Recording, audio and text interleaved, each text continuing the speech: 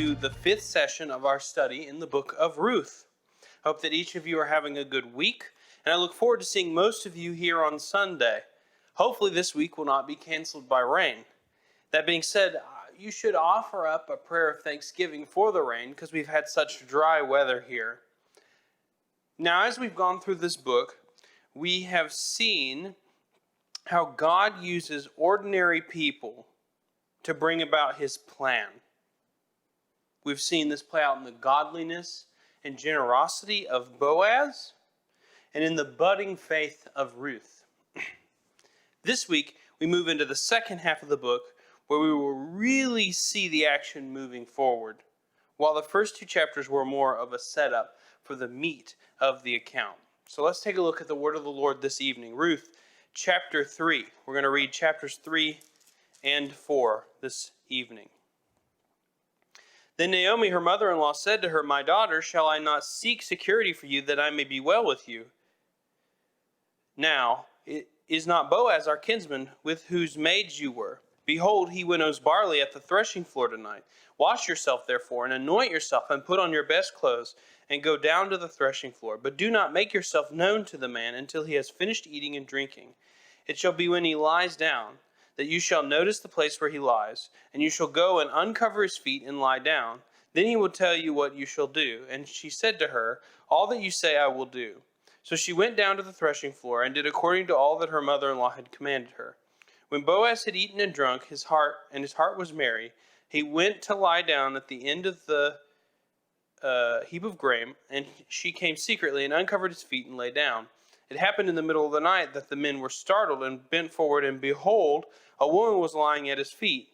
He said, "Who are you?" And she answered, "I am Ruth, your maid. So spread your covering over your maid, for you are a close relative." Then he said, "May you be blessed of the Lord, my daughter. You have shown your last kindness to be better than the first by not going after young men, whether poor or rich. Now, my daughter, do not fear. I will do for you whatever you ask. For all my people in the city know that you are a woman of excellence. Now it is true I am a close relative. However, there is a relative closer than I. Remain this night. When morning comes, if he will redeem you, good, let him redeem you. But if he does not wish to redeem you, then I will. As the Lord lives, lie down until morning." So she laid his feet until morning and rose before one could recognize another. And he said, "Let it not be known that a woman came to the threshing floor." Again he said, "Give me a cloak that is on you, and hold it." So she held it, and he measured 6 measures of barley and laid it on her. Then she went to the city. When she came to her mother-in-law, she said, "How did it go, my daughter?" And she told her all that the man had done for her. And she said, "These 6 measures of barley he gave to me. For he said, 'Do not go to your mother-in-law empty-handed.'" Then she said, "Wait, my daughter, until you know the matter turns out, for the man will not rest until he has settled it today." Now Boaz went up to the gate and sat there. Behold, the close relative of whom Boaz spoke was passing by. So he said, "Turn aside, friend, sit down here." And he turned aside and sat down. He took 10 men of the elders of the city and said, "Sit down here." So they sat down. Then he said to the closest relative, "Naomi, who has come back from the land of Moab, has to sell the piece of land which belonged to our brother Elimelech. So I thought to inform you, saying, buy it before those who are sitting here and before the elders of my people. If you will redeem it, but if not, tell me that I may know, for there is no one but you to redeem it, and I am after you." And he said, "I will redeem it." Then Boaz says, "On the day you buy the field from the hand of Naomi, you must also acquire Ruth the Moabitess, the widow of the deceased, in order to raise up the name of the deceased in his inheritance." The closest relative said, "I cannot redeem it for myself, because I would jeopardize my own inheritance. Redeem it for yourself. You may have my right of redemption, for I cannot redeem it." Now this was the custom in the former times in Israel concerning the redemption and the exchange of land, to confirm any matter. A man removed his sandal and gave it to another, and this was the manner of attestation in Israel. So the closest relative said to Boaz, "Buy it for yourself," and he removed his sandal. Then Boaz said to the elders and all of the people, "You are witnesses today that I have bought from the hand of Naomi all that belonged to Elimelech, and all that belonged to Chilion and Mahlon. Moreover, I have acquired Ruth the Moabitess, the widow of Mahlon, to be my wife, in order to raise up the name of the deceased on his inheritance, so that the name of the deceased will not be cut off from his brothers or from the court of his birthplace. You are witnesses today." And the people who were in the court and the elders said, "We are witnesses. May the Lord both make the woman who is coming into your home like Rachel and Leah, both of whom built the house of Israel. May you achieve wealth in Ephrath, and become famous in Bethlehem. Moreover, may your house be like the house of Perez, whom Tamar bore to Judah, through the offspring which the Lord will give you by this young woman. So Boaz took Ruth, and she became his wife, and he went into her, and the Lord enabled her to conceive, and she gave birth to a son. And the woman said to Naomi, Blessed is the Lord, who has not left you without a redeemer today, and may his name become famous in Israel. May he also be to you a restorer of life, and a sustainer of your old age. For your daughter-in-law, who loves you and is better to you than 7 sons, has given birth to him. Then Naomi took the child and laid him in her lap and became his nurse.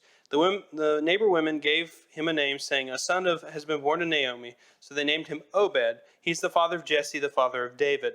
Now these are the generations of Perez. To Perez was born Hezron, and Hezron was born Ram, and Ram Amminadab, and Amminadab was born Nahshon, and Nahshon Salmon, and Salmon was born to Boaz, and Boaz Obed, and Obed was born Jesse, and Jesse David. What we have here is a Cinderella story. But the element of the Cinderella story we're going to focus on this evening is not the happy ending. It's actually the wicked stepmother.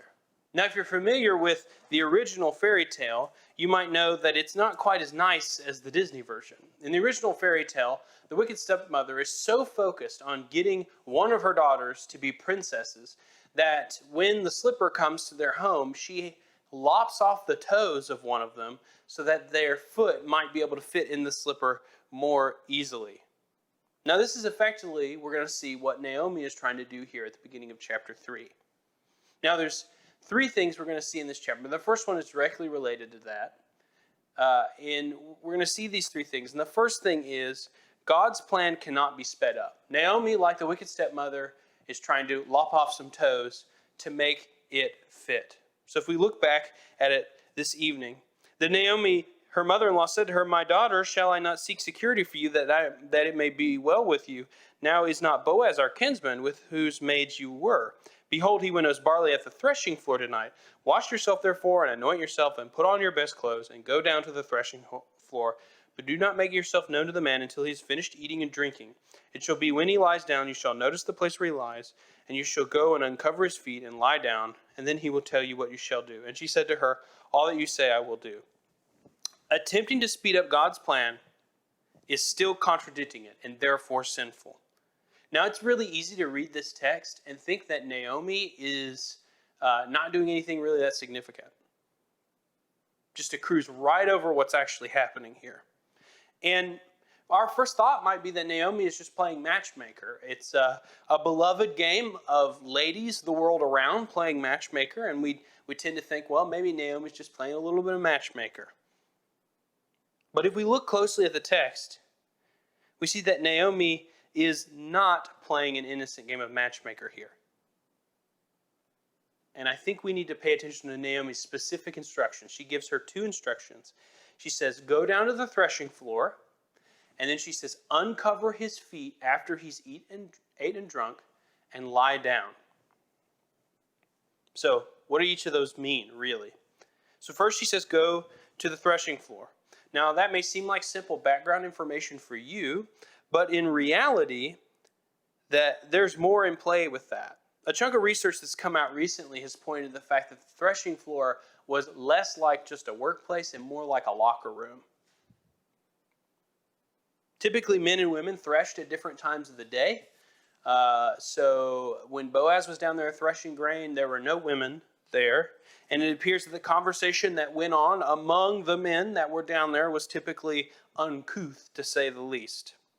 Also, as we see in this text, men threshed later in the day, close to night. So typically they would eat and drink there and spend the night there. And oftentimes they would use that, kind of when the cat's away, the mice shall play type of situation. They use that to kind of get drunk and hang out with their buds, basically, in the threshing floor. So Naomi is directing Ruth to go somewhere that's very seedy. It's going to be full of drunk men, most likely, including Boaz, perhaps. The second thing she tells Ruth to do is to uncover his feet and lie down. Now, once again, there's a lot of people out there who do not understand this. They think this is some kind of romantic gesture from that era. Like, this is a way that you show that you care about them. You'll hear sermons about how ladies should lie down at their husband's feet, as symbolically, not actually, as kind of an example of their submission and dedication to their husbands. But that's not what Naomi meant. In this day and time, uncover his feet was actually a euphemism. You see, Naomi was not instructing Ruth to make a romantic gesture, but to seduce Boaz. She was telling her to go present herself to a most likely drunk Boaz as an object of desire. So we see then that Naomi is not doing Ruth a favor here, even though she thinks she is. She was aware that if Ruth did as she said, then Boaz would awaken sober and realize that he had a legal obligation to marry Ruth. Naomi's goal here is to scheme her way into God's blessings. She wants Ruth to go into this seedy situation and wickedly trick Boaz into marrying her. Now, this paints a significantly different story from what most of you are probably used to hearing. Most of you are used to hearing that Naomi was a little overdramatic and maybe a little pushy at times, but ultimately Naomi was just doing what was right. But that's not what we see here. We see a Naomi who's desperate to regain some of her previous security. So desperate that she was willing to dive into wickedness to accomplish that goal. What Naomi tries to do here is undeniably sinful. Her goal was to accomplish God's plan according to her own timetable. Obviously, she was sinful also in encouraging Ruth to take on a sinful behavior. Now, this is interestingly the same trap that Abram and Sarai fell into with Hagar. And it bears repeating for our sanctification here that it's sinful to attempt to accomplish God's plan by our own scheming. Even though our goal might be righteous, scheming and plotting to speed up what God is doing is ultimately a vote of no confidence in God's plan, and that's sin. When we decide that we know better than God, that's the root of sin. That's what Adam believed in the garden when he took of the fruit, and that's what we all do every time we sin. And trying to speed up God's plan is just another version of this. So 1, God's plan cannot be sped up. 2, wicked intentions can be subverted. So let's take a look back at the text. So she went down to the threshing floor and did according to all that her mother-in-law had commanded her. When Boaz had eaten and drunk, and his heart was merry, he went to lie down at the end of the heap of grain, and she came secretly, and uncovered his feet, and lay down. It happened in the middle of the night that the man was startled, and bent forward, and behold, a woman was lying at his feet. He said, "Who are you?" And she answered, "I am Ruth, your maid. So spread your covering over your maid, for you are a close relative." When we have competing obligations, obeying God must always be our priority. What's interesting is that Ruth receives this advice from Naomi. Naomi tells her to go seduce a drunk Boaz, basically, and she responds in what might be the best way possible. She doesn't argue with her or totally ignore her advice. You have to remember, in an ancient culture like this, respecting and obeying your elders is a very significant element of the culture. Blowing off the advice of an elder would be supremely disrespectful, and it would bring a great shame onto Naomi. So instead, Ruth, knowing she has an obligation to respect and obey her elder, but also knowing internally that she has an obligation to obey God, even if she doesn't fully understand that, she decides to do this literally. We see in the text, Naomi said, hey, go down and uncover his feet. And Ruth's answer to that was she literally went down and uncovered his feet. She took the literal meaning of the euphemism and ran with it. And this is a way she could obey Naomi while also acting righteously. She would not defile herself. She would not be part of the scheming. She wouldn't defile Boaz.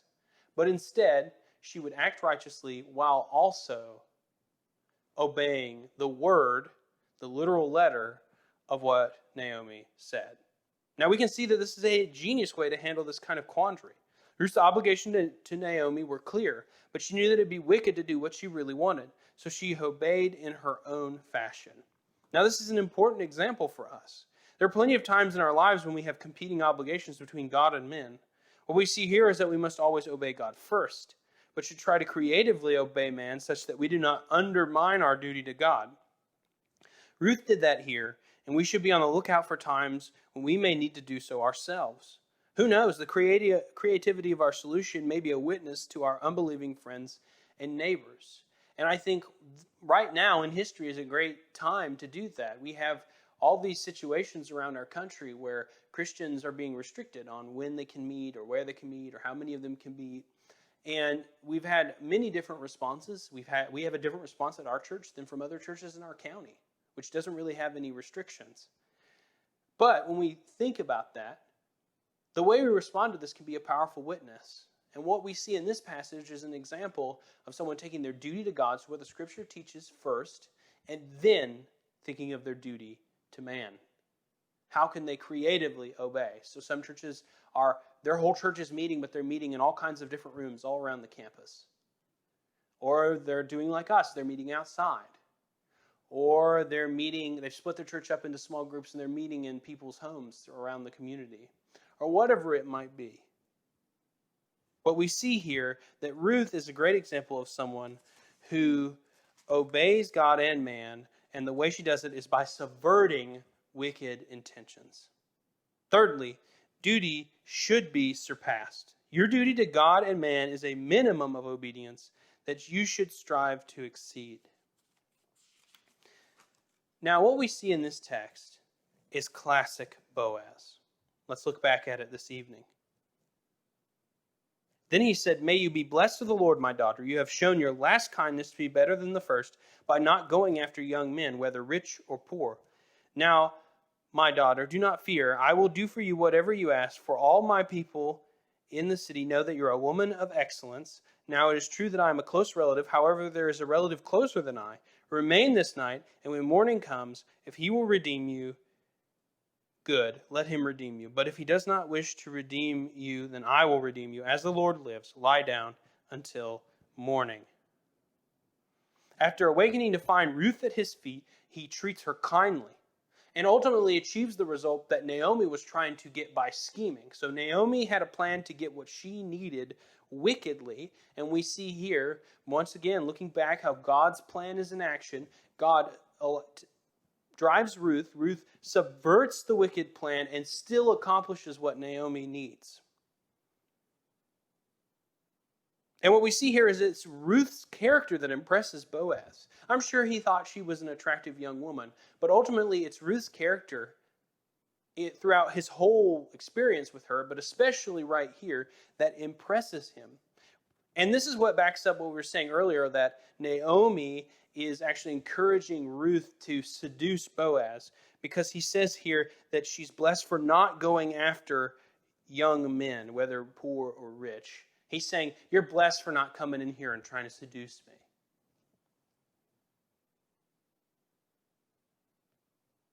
So I think if she had done what Naomi was actually asking her, she would have gotten the opposite result. It wouldn't have been victory for Ruth. It would have been loss, failure for Ruth. And we see here, not only does Boaz do this, but he goes above and beyond his duty by being willing to take up that mantle of Redeemer for her. This is significant because this is a moment of extreme self-sacrifice. We saw, as we read through earlier, that he would be giving up a portion of his property. He'd have to take care of Ruth. He'd have to take care of Naomi. The first son he bears would ultimately be the son of Ruth's first husband, not him. And the inheritance that would be given from his property to his first son would actually go to Ruth's first son. So it wouldn't be his name carrying on, which is a big deal in the ancient world. So this is a lot of sacrifice on Boaz's part. And he wasn't even first in line for the duty. But he took it on because he had a godly heart. Now we need to be like Boaz, not only in dealing kindly with those who are less fortunate and vulnerable among us, but being willing to sacrifice of ourselves for the good of our family of faith. Boaz saw that Ruth, despite being a foreigner, was godly and knew that she would be a Yahweh-fearing wife. He responded by taking up a mantle he did not have to bear.